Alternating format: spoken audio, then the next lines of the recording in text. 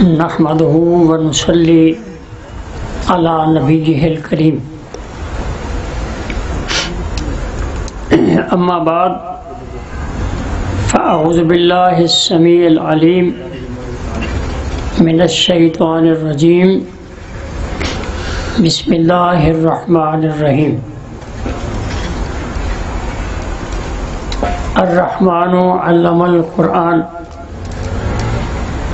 खलक़ल इंसाना व अल्लमहुल बयान। सदक़ल्लाहु मौलानल अज़ीम व बल्लगना अला नबिय्यिहिल करीम। इन्नल्लाह व मलाइकतहु युसल्लूना अलन नबी या अय्युहल्लज़ीना आमनू सल्लु अलैहि व सल्लिमू तस्लीमा। अल्लाहुम्मा रब्बि सल्लि व सल्लिम दाइमन अबदन अला हबीबिका खैरिल खल्क़ि मिन बअदि कुल्लिहिम।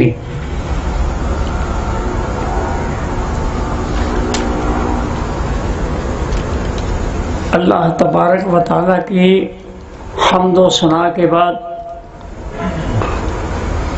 दरूद व सलाम आक़ाए दो जहां हबीब मुस्तफ़ा अहमद मुश्तबा मोहम्मद रसूलुल्लाह सल्लल्लाहु अलैहि वसल्लम की ज़ात गिरामी पर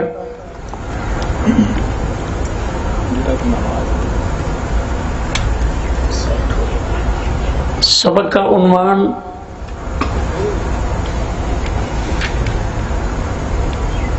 इरफान भाई ने खूबसूरत अंदाज में आपको तारफ़ करा दिया है।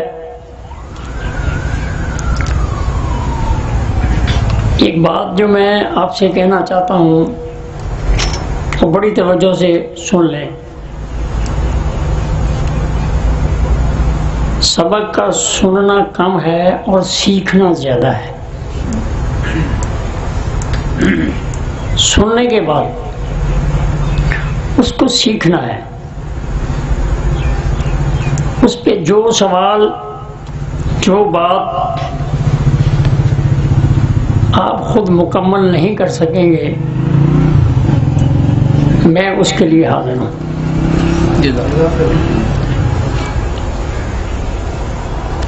एक माह के बाद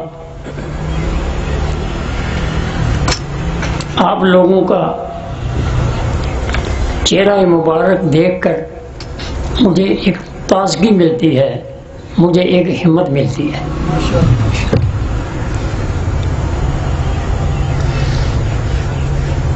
इंशाअल्लाह जो हम तिब के सफ़र में चल रहे हैं, हमें इंशाअल्लाह अल्लाह पाक ज़रूर हमारे मकसद में कामयाबी नसीब फरमाएंगे। मकसद क्या है? मुख्तसर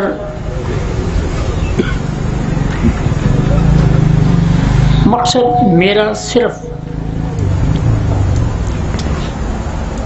कोई बड़ा है कोई छोटा है, मेरा एक ही मकसद है, वो ये कि हमारी तिब को वो तिब बना दिया जाए जिसे बाज़ उस्तादा कहते हैं कि तिब का माना जादू है। क्या हम अपनी तिब को ऐसा बनाएं कि मरीज ये कहे कि वाकई आपने जादू कर दिया है। अज़ीज़ान मोहतरम, तफरीक में ना पड़ें कि जी आपने फलां तिब का नाम नहीं लिया, आपने फलां तिब की बात नहीं की। बस मैं आपसे गुजारिश करता हूँ कि आप तिब सीखें, और तिब जो है वो जिसमें इंसान का एक सर्कल है, एक तरतीब है, उसको सीखें। इसे आप यूनानी कह लें, इसे आप मुल्तानी कह लें, इसे आप पाकिस्तानी कह लें, कोई फ़र्क नहीं पड़ता। इन तमाम चीज़ों का इजहार करने से भी मकसद यही होगा कि आप जिसमें इंसान को कानून फितरत से समझ रहे हैं, जो इससे हटेगा वो नाम कोई भी इस्तेमाल करे वो भटक जाएगा। मैं आपसे एक मुख्तसर बात करके अपने सबक की तरफ आता हूँ। सेहत की 6 नब्ज़ें, उम्र की फिर नब्ज़ें, जैसे कि हम पहले पढ़ चुके हैं। उसके बाद बिगड़ी हुई नब्ज़ के तरीके, सूरतें, बिगड़ी हुई नब्ज़, सेहत वाली बिगड़ी हुई नब्ज़। 3 सबक। बिगड़ी हुई नब्ज़ के 6 दर्जे, हर दर्जे के मुताबिक मदारज अदविया, और उसी मदारज मर्ज और मदारज अदविया के मुताबिक मदारज अर्जिया। अब मैं आपसे सवाल करता हूँ, ये कौन सी तिब है? इसको आप क्या नाम देंगे? भाई बस मेरी गुजारिश ये है कि हम किसी झगड़े में ना आए, हम इस तिब के इन सबकों को सीख कर तिब के खादम बन जाएं, अवाम के खादम बन जाएं। आज जैसा कि मेरे मोहतरम भाई ज़फ़र इकबाल साहब बड़े खूबसूरत अंदाज में कि इस वक़्त इंसानियत सही इलाज को तरस रही है। अस्पतालों की जो नशिस्तें हैं, जो उनकी सीटें हैं, उनके जो दरवाजे हैं वो कम हैं और मरीज़ ज़्यादा हैं। तो आइए इस खिदमत की तरफ, और इंशाअल्लाह आप में जितनी इल्मी काबिलियत आएगी, आपको एक ऐसा नशा तारी होगा कि आप बेचैन हो जाएंगे कि ये मामला जो है आगे चलना चाहिए।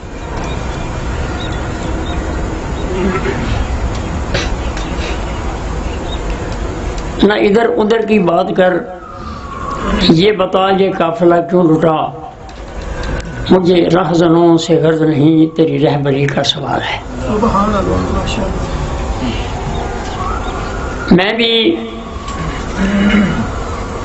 दिल में यही आरज़ू और तमन्ना लेके आपके साथ चल रहा हूँ कि हम इंशाअल्लाह एक दिन अपनी बात उन इदारों को मनवा लेंगे कि हकीकी तिब कॉलेजों में होनी चाहिए।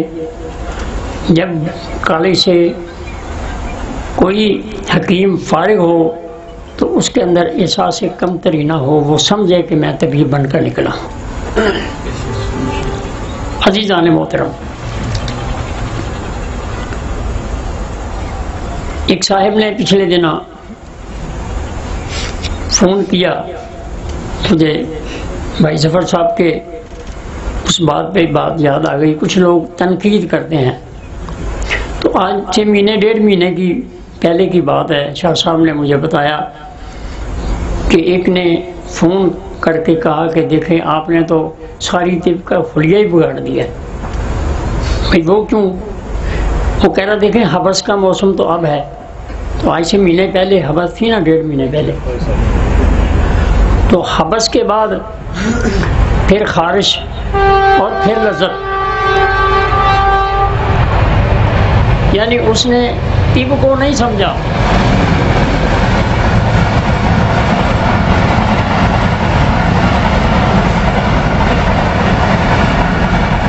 उसने अपनी ही तरतीब से एक मौसम को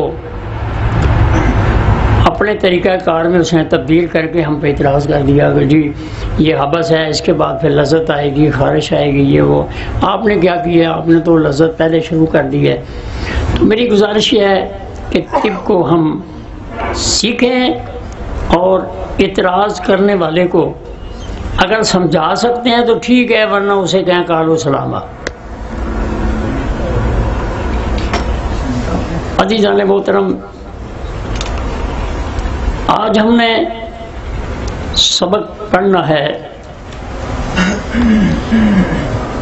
कि एक आदमी जब सेहतमंद है, एक इंसान सेहतमंद है, अब उसको बीमारी लाहक हो रही है, वो बीमार हो रहा है, हमने देखना है कि उसकी बीमारी का सबब क्या है।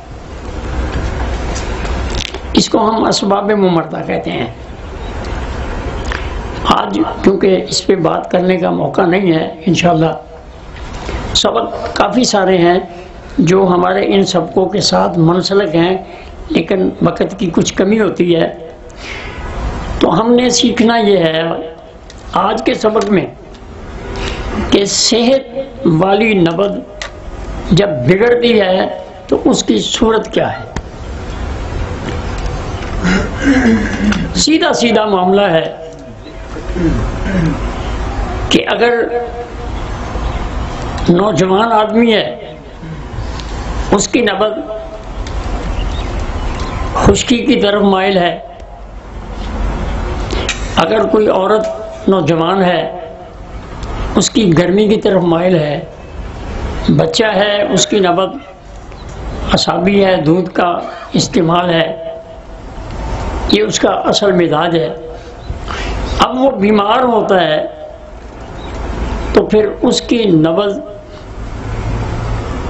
या आगे की तरफ जाएगी या पीछे की तरफ जाएगी,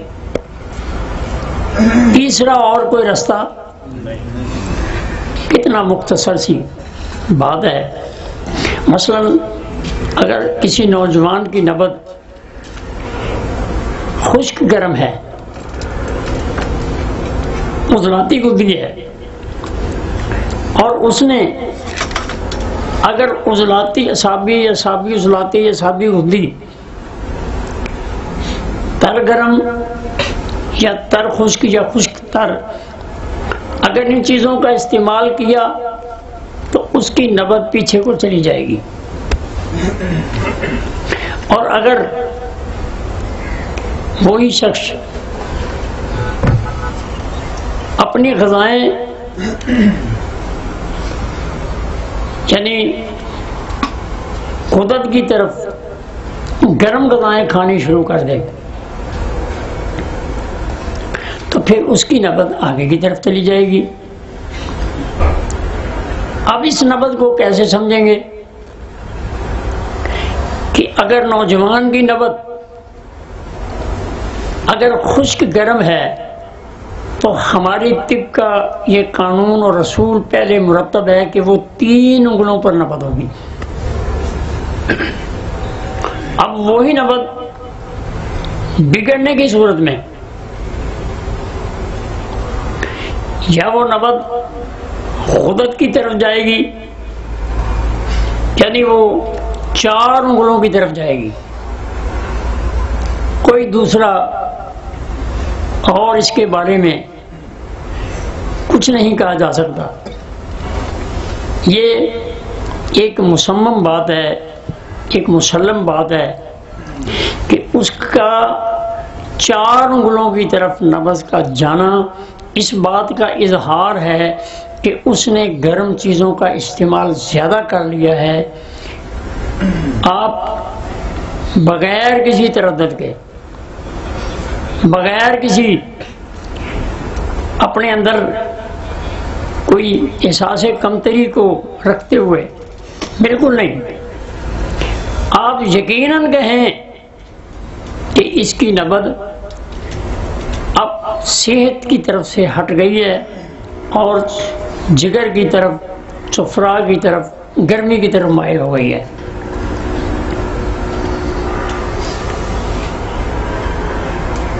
अगर वही नबज नौजवान की खुश्क गर्म, अगर उसने चावलों का इस्तेमाल बर्फ के ठंडे मशरूब,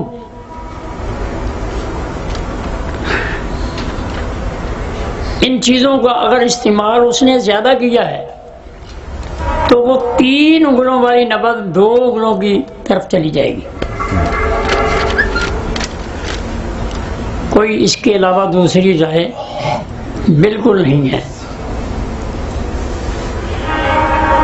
अब ये बिगड़ी हुई नबज, इसी तरह अगर बच्चे की नबज बिगड़ गई है उसकी भी 2 सूरतें, अगर किसी नौजवान औरत की नबज बिगड़ गई है उसकी भी 2 सूरतें। अब इसके बाद बिगड़ी हुई नबज के सिर्फ 2 ही अतवार याद रखें कि या वो आगे को गई और या अगर आगे को गई है तो उसके जिस्म में गर्मी बढ़ चुकी है, आपने सिर्फ गर्मी को कम करना है।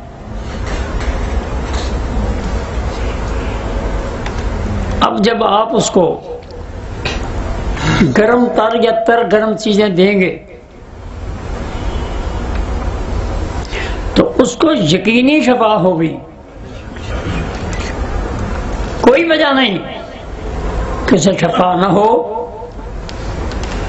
उसे यकीनन शफा होगी। अब बाज मेरे अहबाब व दोस्त सवाल करते हैं कि जी ये कैसे हो जाएगा। वो कहते हैं पहले खुदी साबी करो, फिर असाबी खुदी करो, पहले गर्म तर है, फिर तर गर्म है, फिर असाबी उजलाती है, फिर उसको पूरा चक्कर लगाओ। तो मैं कहता हूँ ये कितनी बेवकूफ़ी है कि वो एक मर्द तुम्हारे पास लेकर आया है, आपने पहले उसको खुदी साबी मरीज बना दिया, फिर उसका इलाज करना शुरू कर लिया, फिर आपने उसको साबी खुदी मरीज बना दिया, फिर उसका इलाज करना शुरू कर लिया, फिर उसे साबी उजलाती मरीज बना दिया। यार ये तो तिब के कानून के खिलाफ है, ऐसा नहीं है। वो इसी मिसाल दे देता हूँ, अगर किसी की 4 नंबर नबज उसके ग़ज़ा के उसके किसी चीज़ से अगर 4 नंबर नबज हो चुकी है तो उसके अंदर गर्मी और खुश्की का अज़ाफ़ा है, बढ़ चुकी है। जब आपने उसको गुद्दी साबी करना है तो आपने दवाई दी है उसको गर्म और तर। जो आपने गर्म का लफ्ज़ बोला है ये उसकी खुश्की का खात्मा, जब आपने अगला लफ्ज़ तरी का बोला है तो सफरा का खात्मा। कैसे नहीं होगा जी? यकीनन उसके उस मर्ज के अजाले के लिए इसके अलावा और कोई रास्ता है ही नहीं, हो ही नहीं सकता। बस इस कानून पे आपने कमर बांधनी है। मरीज़ आपको जो कहानी सुनाता है आप उसकी बात सुनते रहें, लेकिन आपने अपनी नब्ज़ को बड़े गौर से बड़ी तवज्जो से उसको देखना है कि इसकी सेहत वाली नब्ज़ आगे की तरफ गई है या पीछे की तरफ। बस मुख्तसर इलाज, चंद दिनों का इलाज।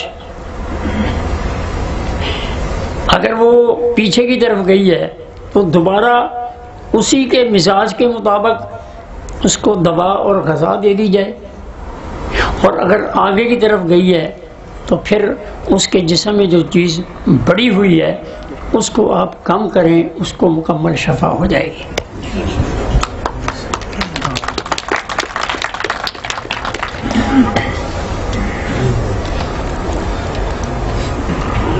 ये तो थी सेहत की बिगड़ने की सूरतें, सेहत वाली नबज़ बिगड़ने की सूरतें। सबक मुख्तसर जो आपकी गिरफ्त में आए, आपको समझ आए।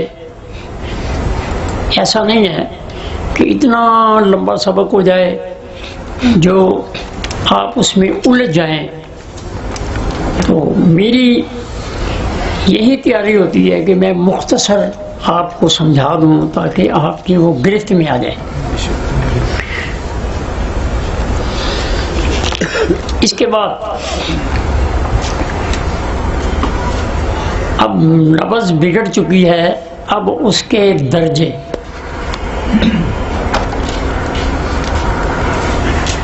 अल्लाह ने तौफीक दी है, मैंने इस मामले को बड़े गौर व फिक्र से मुकम्मल किया है। ये अल्लाह की करम नवाजी है। पहले मुहर्रक, शदीद, मुलय्यन, मुसल, अक्सीर, त्रियाग, मुकव्वी वगैरह सब कुछ मौजूद। दर्जा अव्वल, दर्जा दूम, दर्जा सूम, दर्जा तुहारम, सिमियत वायात, मुकव्वी, ये पहले मौजूद हैं, लेकिन इनको जोड़ना, एक रब्त से समझाना, इसकी ज़रूरत थी। वो काम अल्लाह ने मुझसे लिया है। आपने मदारज मर्ज को ज़रूर समझना है। अगर वो नबज़ बिगड़ी हुई नबज़, आप उसको 3 हिस्सों में तकसीम कर लें। अगर वो नबज़ कवीपन में है तो आप समझें कि अभी मर्ज की इब्तिदा है। मर्द सिर्फ और सिर्फ तहरीक वाले मुकाम पर है, यानी आप उसको सिर्फ तहरीक की ही अलामात बताएंगे और कोई नहीं। वो मरीज बेसाख्ता, वो आपका ये जादू, वो हैरान होगा कि इसको क्या पता। आप पूरी कानून के मुताबिक बात करें, इंशाल्लाह मरीज को कुछ कहने की ज़रूरत ही नहीं होगी। हैरान होगा कि मैंने इतने टेस्ट कराए, इतनी मैंने रिपोर्टें लाई, और मुझे जो बात हकीम साहब कह रहे हैं वो मुझे मुकम्मल तौर पे, यानी उन टेस्टों में मुझे नहीं मिली। और हकीम साहब ने नबज़, तो कवीपन, ये पहला दर्जा है। इसमें आप समझें कि आपने सिर्फ उसी उज़व की जहाँ वो नबज़ बिगड़ कर पहुँची है, उसी उज़व के अंदर सुकीड़ है, उसी उज़व में दर्द हैं, उसी ही की आप तज़किरा करें, उसी का आप बताएं। अगर उसी नबज़ के अंदर कवीपन कम हो गया है, उसमें तेज़ी आ गई है, तो आप ये समझें कि अब तहरीक वाले मुकाम से जो आगे मुकाम है, तस्कीन वाले मुकाम पर, अब मर्द तस्कीन के सबब, तस्कीन की जो अलामात हैं वो पैदा हो चुकी हैं। तहरीक वाले मुकाम का सुकड़ना, दर्द करना लाजमी चीज़ है। तस्कीन वाले मुकाम पर खमीर का पैदा होना, फासद मवाद का पैदा होना, ये लाजमी अमर है।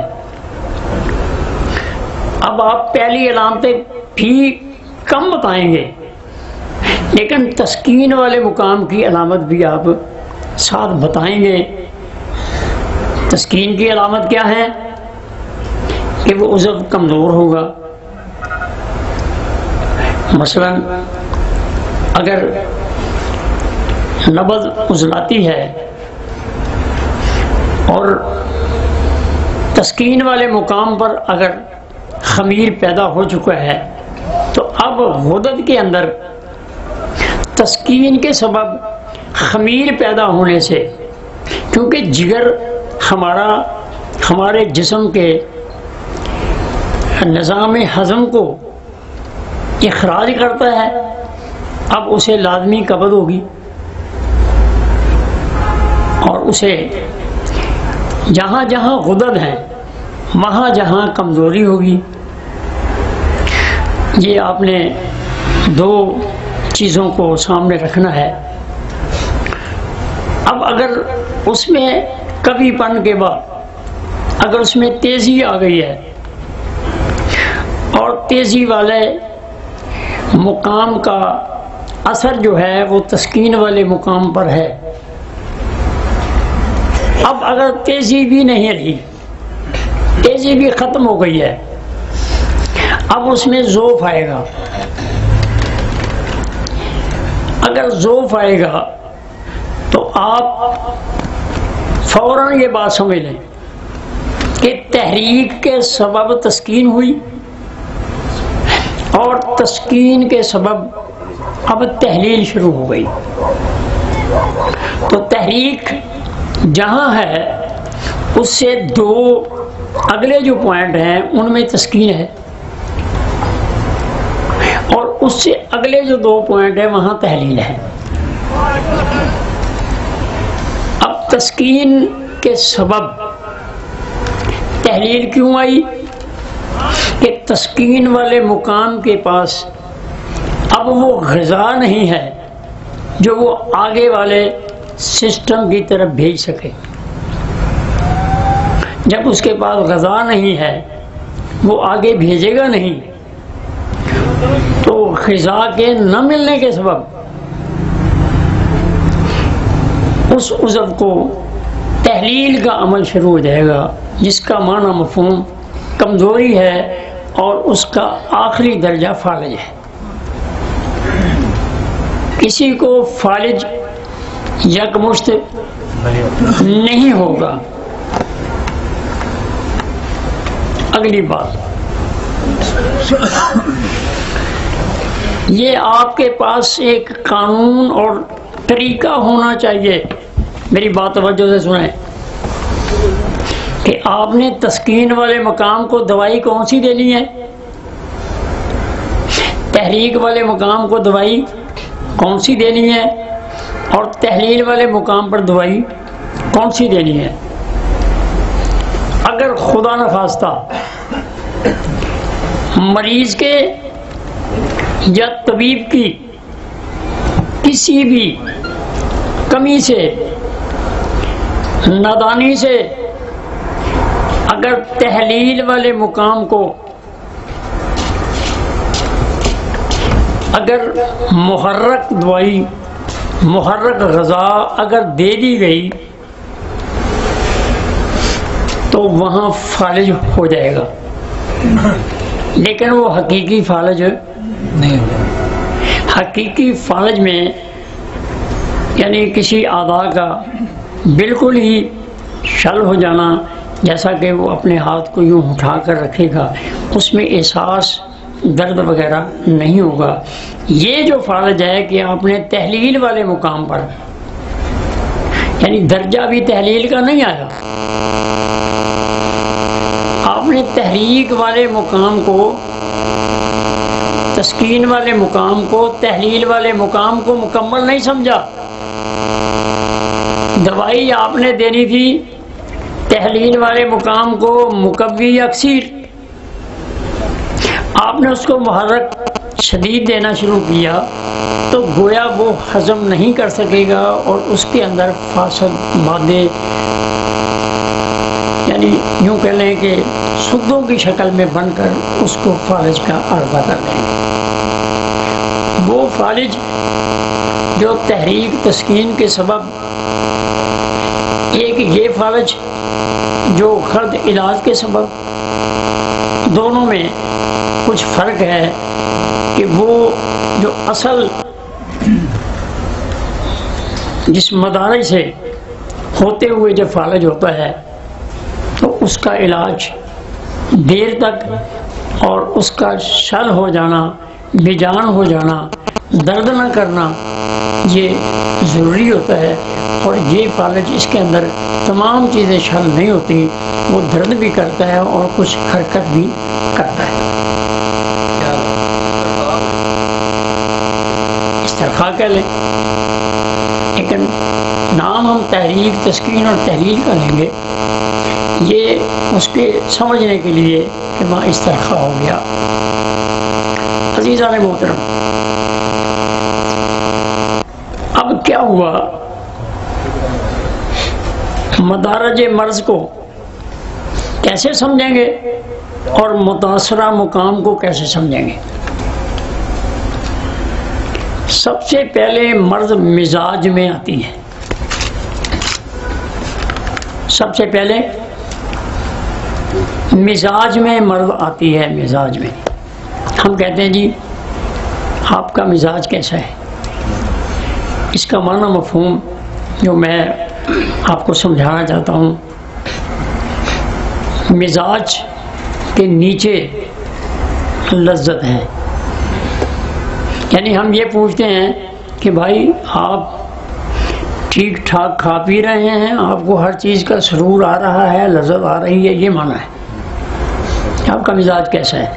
मैं खुशबाश हूँ, ठीक हूँ, हर चीज़ की लज्जत मुझे अल्लाह ने मुयसर की है, ये मेरा मिजाज ठीक है। अब मिजाज अगर बीमार हुआ तो फिर मिजाज ने आगे जो ग़िज़ा देनी है वो अखलात को देनी है। अब मर्द पैदा होगा अखलात में, अगर मिजाज का इलाज न किया फिर मर्द कहाँ पैदा हुई? अखलात में। सौदा, सुफरा, बलगम वगैरह, ये इनके अंदर फिर मर्द पैदा हो गई। अब अखलात जो है वो आज़ा की ग़िज़ा है। अखलात आज़ा की ग़िज़ा है। अगर आपका इखलात बीमार हो गया तो फिर मर्ज़ चली गई आज़ा में। अगर आज़ा में मर्ज़ चली गई तो फिर आज़ा ने आगे जो ग़िज़ा देनी है, आगे जो सिस्टम चलना है वो है क़वा का।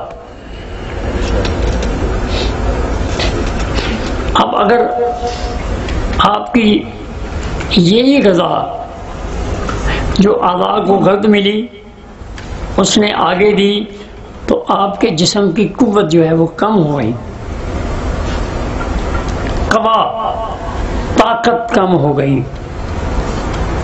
अगर फिर भी इलाज न कर पाए, मदारज को न समझा, फिर उसके बाद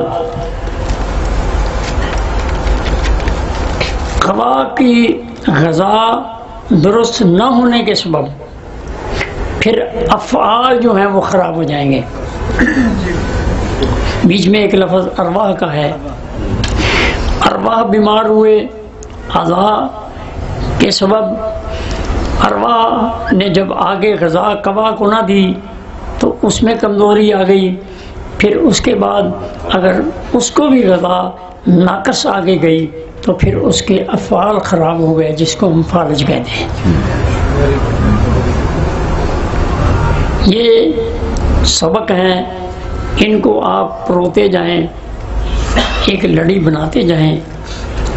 ये आपके साथ साथ पूरी रहनुमाई करते जाएंगे कि आपने जब नबज़ देखनी है तो बस आपके ज़हन में ये सारा खाका घूम जाना चाहिए कि मर्द क्या है, दर्जा क्या है, इसका मुतासरा मकाम क्या है, और इस मुतासरा मकाम और मदारज को समझते हुए मैंने दवाई क्या देनी है। यहाँ छोटी सी बात एक और करूँ, जब मिजाज में मर्द होती है, चाहे सौदा हो, चाहे सुफरा हो, चाहे बलगम हो, उसमें पहले तुरशी आती है। बड़ा अहम सबक। सबसे उसमें क्यों हवा सुर्ख है, किसी उज़व को तहरीक देने के लिए हवा जरूरी है। सही। अब हवा आई तो तुलसी आ गई, चाहे वो सुदावी नबद है, चाहे वो सुफरावी है, चाहे वो बलगमी है। अब मिजाज का माना तुलसी हुआ, अब उसके आगे अखलात आ गई। अखलात का एक अपना अपना अलग जायका है, कभी वो बलगम में तब्दील होगा, कभी सुफरा में तब्दील होगा, कभी सौदा में तब्दील होगा। अब आपने पिछले बात को उसी जगह स्टॉप करना है और अगली बात सोचनी है कि तुलसी के बाद अब वहाँ खिलत जो है वो उसकी सौदा सफरा और बलगम जो है वो तब्दील हो गई है। अब मर्द वहाँ आ गया, वहाँ तुलसी थी, यहाँ वो सौदा सफरा और बलगम है। अब इससे आगे जब नबज जाएगी, मरज जाएगी, तो वहाँ अब तुलसी के बाद नमक पैदा होगा। हर मुल्लगिन दवाई नमक है। इन सबको को जोड़ते चले जाएं, समझते चले जाएं। हर मुल्लगिन दवाई नमक है। नमक है। पहले तुलसी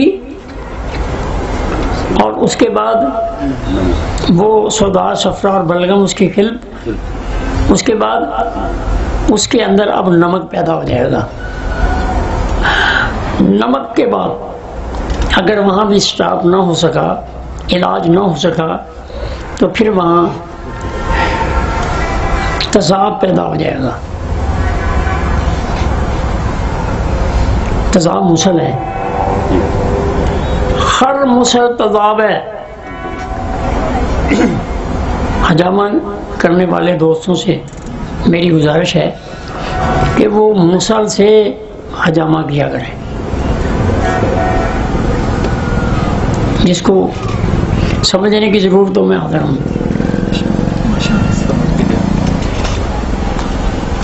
मुसल हजामे के लिए बेहतरीन दवाई है, क्योंकि उसने उस फासद मादे को निकालने के लिए उसने बेहतरीन काम करना है, चाहे वो अंदरूनी हो और चाहे वो बैरूनी हो। सारा खून ना निकालें, उसका खून मुरक्कब है, ना निकालें। अब तज़ाब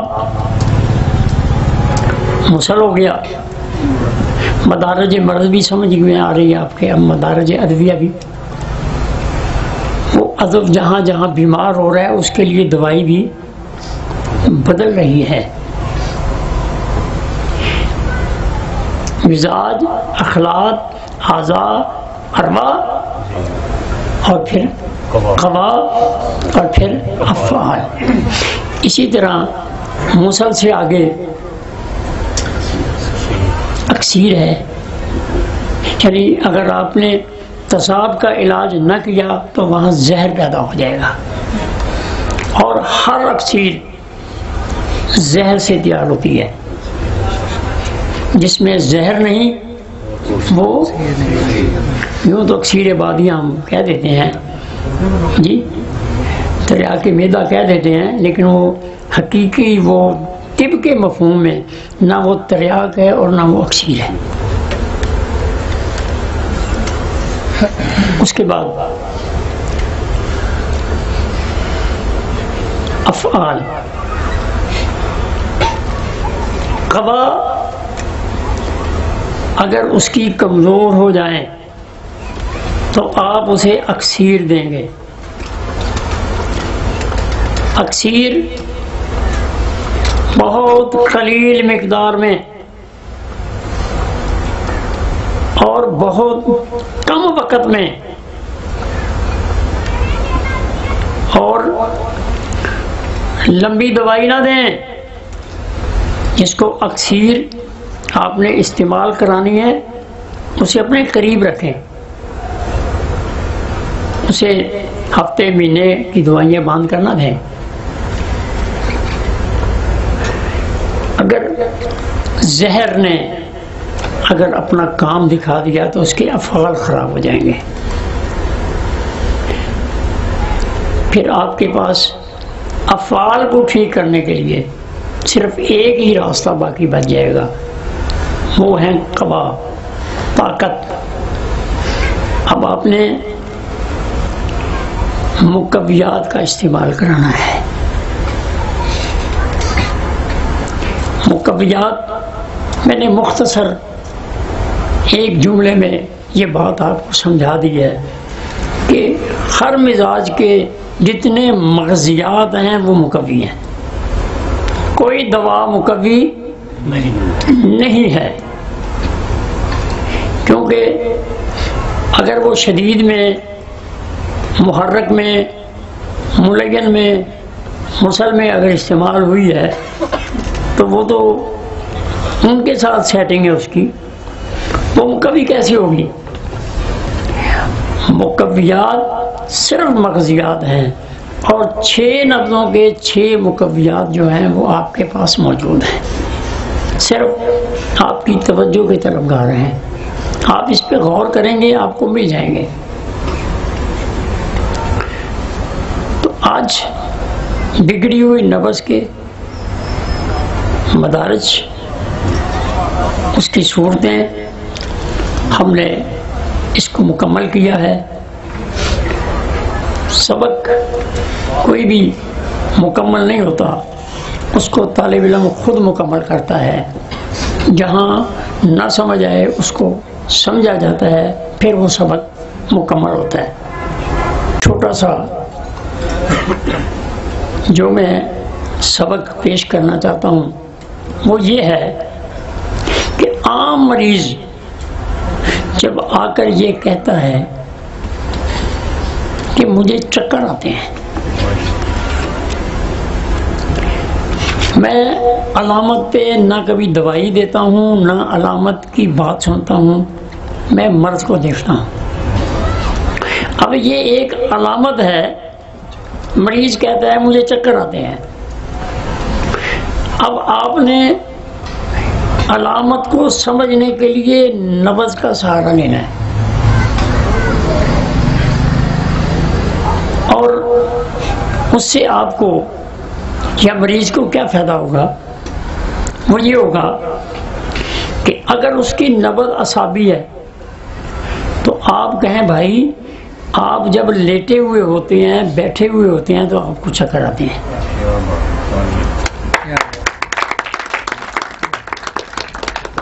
जी, अगर उसकी नब्ज़ उजलाती है, बात नब्ज़ की करेंगे जी, नब्ज़ से अलामत की तरफ जाना दुरुस्त है, जायज़ है। अगर नब्ज़ उजलाती है, आप कहें भाई जब आप खड़े होकर चलने लगते हैं तो आपको चक्कर आते हैं। क्या बात,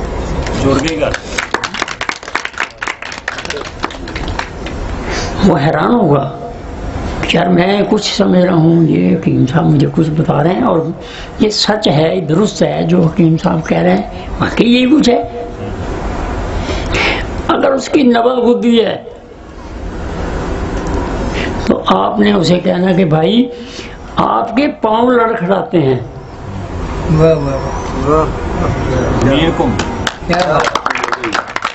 जी हाँ, तीनों चक्रों को एक ही नब्ज़ में शुमार नहीं करना। अगर नब्ज़ असाबी है तो भाई आप सो भी रहे हों, लेटे भी हों, आपको चक्कर आते हैं, बैठे हुए भी चक्कर आते हैं। अगर उसकी नब्ज़ उजलाती है तो आपने कहना है कि भाई जब आप चलने लगते हैं तो आपको चक्कर आते हैं।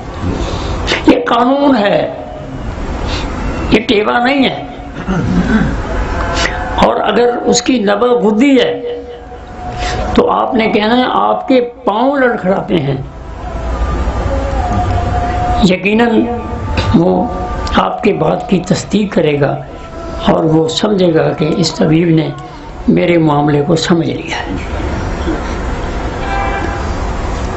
मुख्तसर बात है लेकिन आपके बहुत काम आने वाली है। जहाँ जहाँ आपकी सूझबूझ होगी इसको आप इस्तेमाल करेंगे। अगली बात, आज एक और बात आपके सामने रखना चाहता हूँ, वो भी अलामत के तहत है। मरीज आकर कहता है मेरा गला खराब है, ठीक है। अब आपने उसकी नब्ज़ को देखा है, अगर उसकी नब्ज़ उज़लाती गुदी या उज़लाती असाबी है बिगड़ी हुई, तो आपने कहना है कि इसके जो खदूद हैं ये फूले हुए हैं।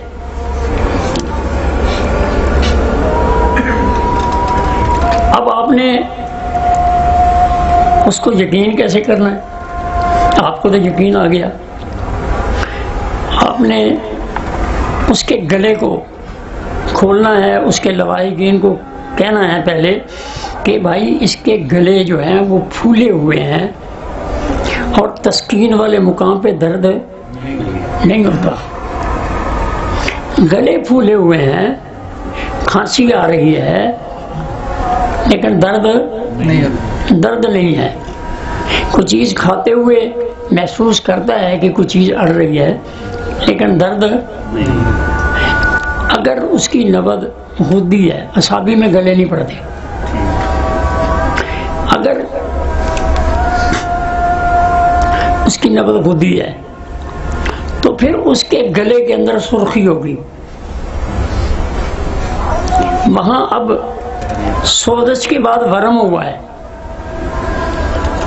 अब वहाँ वो कम फूले हों या ज़्यादा, लेकिन वहाँ वरम के सबब दर्द हो रहा है, वहाँ तकलीफ़ है, दर्द है। पहले वाले में दर्द नहीं है और इसमें दर्द है। सुर्खी भी है और दर्द भी, वहाँ सुर्खी भी नहीं है और दर्द भी नहीं है। आम मेरे साथ भी ऐसा मामला, लेकिन मैं किसी मरीज़ की कहानी सुनाने का कभी मेरा मूड नहीं होता। अब आपने क्या करना है कि जिसके गले के अंदर सुर्खी आ चुकी है, दर्द आ चुका है, अब आपके जहन में ये बात आ जानी चाहिए कि इसको तहरीक के सबब है, गुद्दी तहरीक है। आपने रेठे के काबा बनाना है और उसके गरारे कराने के बाद उसको दूध और घी, असाबी गुदी और गुदी साबी इलाज उसका करना है। डॉक्टर कहता रहे कि सवाए ऑपरेशन के इसका कोई इलाज नहीं है, लेकिन आप मुआलिज हैं, अपना सिक्का जमा कर दिखाएं उन्हें कि भाई कब तक का इंतज़ार कर लें। इंशाअल्लाह 2 या 3 दफ़ा उसके गरारे करने से और दूध और घी पिलाने से उसके गलों को आराम आ जाएगा और आप इस तिब की अपनी जो बढ़तरी है उसका आप उनको प्रचार भी करेंगे और यकीन भी दिला देंगे। और अगर सुर्खी नहीं है फिर आपने 4 नंबर तेल, एक हम दोस्त जानते हैं जिसके अंदर तारे मीले का अंसर होता है, आप उसके वो गले पे वो लगवा दें। बस ये जादू है जो आपने करना है और इंशाल्लाह 1 दिन के बाद उसका रिज़ल्ट आपके सामने होगा। यकीनन शफा हो जाएगी, यकीनन आपको कामयाबी मिलेगी, अल्लाह की मखलूक की खिदमत भी होगी और आपका फ़र्ज़ मनसबी भी पूरा हो जाएगा। अल्लाह मुझे और आपको इस दिल से बालिहाना मोहब्बत और इसको सीखने सिखाने का अल्लाह पाक ज़्यादा से ज़्यादा तौफीक दे। वमा अलैना इल्लल बलाग। सवाल